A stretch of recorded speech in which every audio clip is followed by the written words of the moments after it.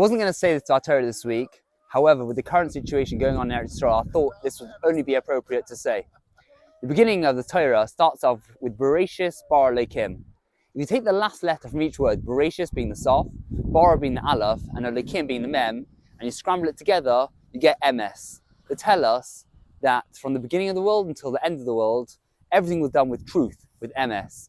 The Aleph in the beginning, for the past, was truth, was emes. The Mem, which is right in the middle of the Aleph base, is tell us that now there's going to be emes, and the Sof at the end is going to be emes. There's always going to be emes in the world.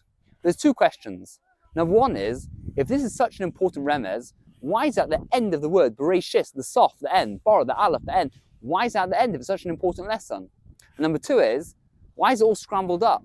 You have the Sof first, then the Aleph, and then the Mem. Shouldn't it be in order maybe, if this is such an important message?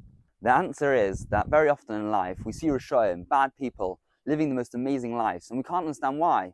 And at the same time, there's good people, Sadiqim, which have the worst. They struggle so much. Why is this?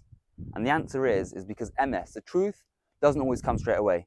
Sometimes you can wait a few hours, a few days, months, sometimes 10 years, and sometimes we'll only see the truth after 120 years when we come to Shemayim. That's how Hashem works. Every single thing He does is truth and is good. But sometimes we can't see this.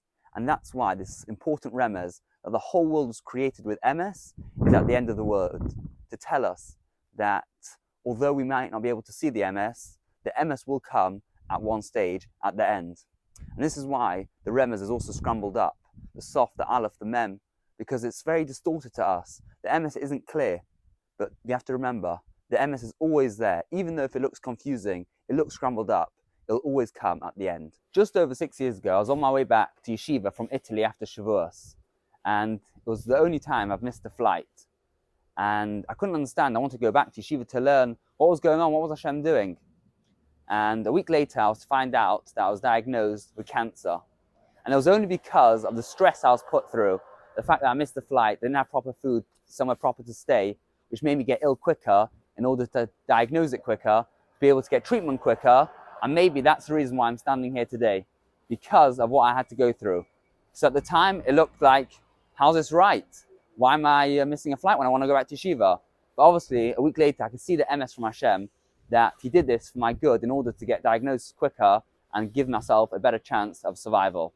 I think in light, with the atrocities which has happened this week in Eretz Yisrael, millions of people suffering, lost to life, men, women and children, I think it's impossible for us to understand or to fathom Hashem's ways. And if we start thinking about it, our minds can't deal with it. But one thing we have to remember, that everything Hashem does is for our good. Even if it's impossible to understand, there's always emes. Good people suffering. We can't understand why. But we have to believe and we have to know that emes will come at the end. We might have to wait, but it will come. You should all have an amazing Shabbos.